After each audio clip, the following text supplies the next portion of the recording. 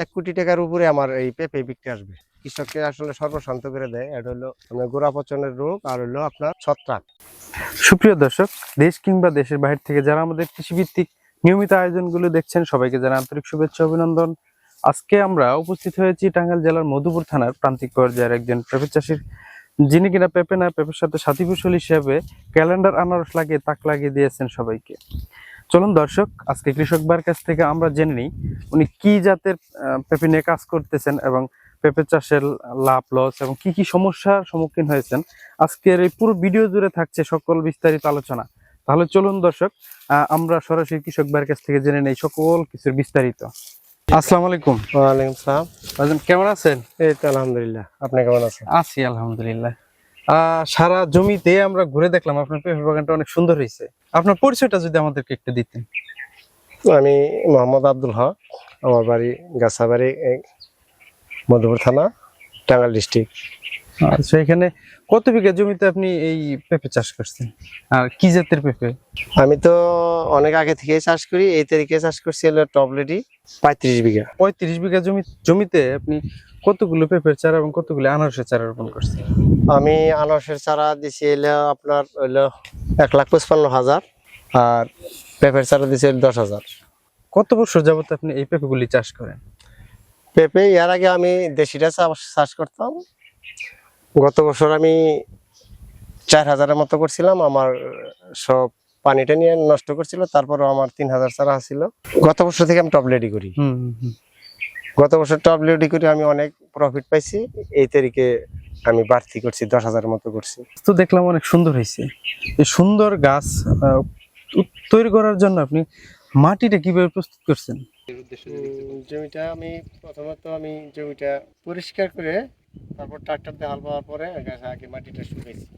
মাটিটা শুকানোর পরে আমি এই জায়গায় 1-1.5 বস্তা ওই যে চুনটা ছিটাইয়া পরে আমি প্রতি বিঘাতে 1 থেকে 1.5 বস্তা চুন ছিটাইছি। ছিটানোর পরে আমি ওটা আবার মেশিন দিয়ে চাষ করে মাটির ডলা ভেঙে আবার শুকানোর পরে ওই করার পরে আমি প্রতি বিঘাতে আমি 200 বস্তা গোবর দিচ্ছি। 200 বস্তা গোবর সাথে হলো দানাদার বিষ 1 কেজি প্রতি বিঘাতে দেওয়ার পরে একটা চাষ দেওয়ার পরে আমি সাথে তারপরে আমি দিয়েছি টিএসপি প্রতি বিঘাতে 1 বস্তা আর 10 থেকে 15 কেজি এলে আপনার খোল ছোট ট্রাক্টর দিয়ে একটা মিশ্রণ করার পরে আমি পরে আনারসের চারা রোপণ করছি। রোপণ করার পরে পরবর্তীতে আমি প্রতি লাইনে আমি পেঁপের চারা দিচ্ছি। ভাইজান, আপনার এখানে কতদিন পর পর কীটনাশক গুলি দেন?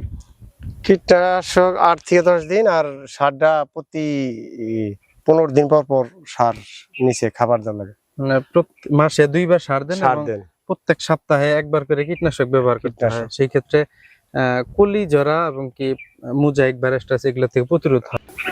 ভাইজান, আপনি কলি টিকানোর জন্য আপনার গাছের সেই উপর থেকে নিয়ে নিচ পর্যন্ত প্রত্যেকটা গাছে পেঁপে, এই ক্ষেত্রে আপনি কি কলি টিকানোর জন্য কি ব্যবহার করছেন? হরমোন মানে এই যে পিজিআর, তারপরে মাটির খাবার, মাঝে মাঝে বিষ প্রয়োগ করতে হয়, তারপরে বোরন দিতে হয়।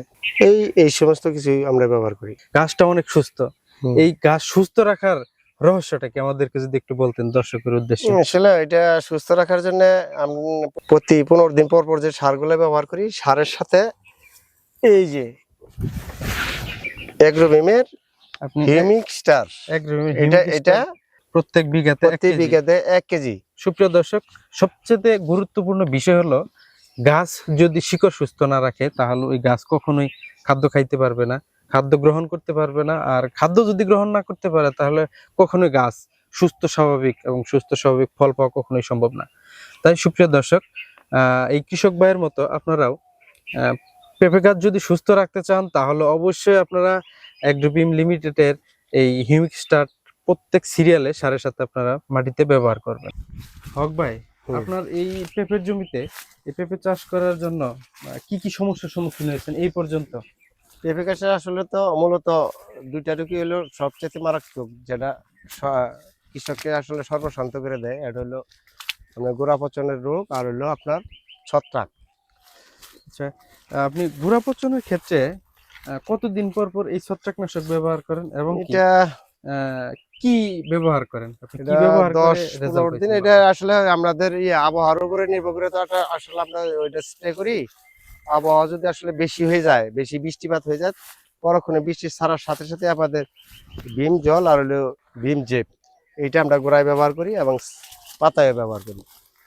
গাছ এটা পাতা উভয়ই পাতায় আপনার নির্দিষ্ট ওই একটা পরিমাণ অনুযায়ী, ছত্রাকের কাজ করে, আর গোড়ায় ওটা ওই শিকড় পচন রোধ করে।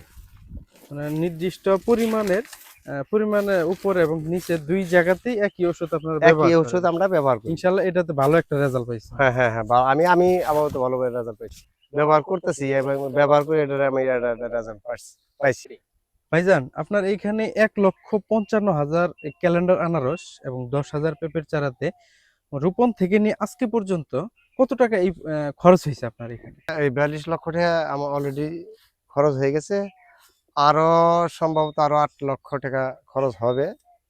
তার এই মানে যেমন প্রায় অর্ধ কোটি টাকা অর্ধ আপনার কোটি এখানে টাকা। ইনভেস্ট করা হয়ে গেছে। হ্যাঁ হ্যাঁ, তো এখান থেকে আপনি কত টাকা মানে বিক্রি আসতে পারে এরকম আশা করতেছেন?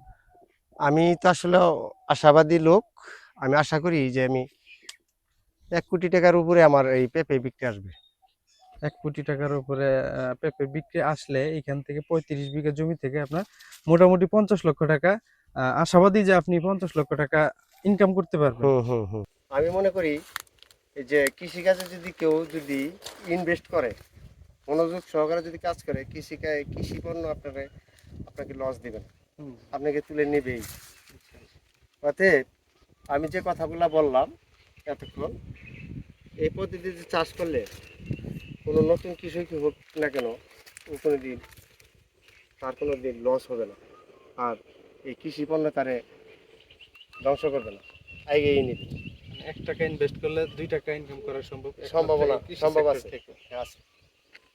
যাই হোক, আপনার সাথে কথা বলে ভালো লাগলো। আপনি ভালো থাকবেন। ভালো থাকেন। আল্লাহ হাফেজ। আল্লাহ হাফেজ। ধন্যবাদ।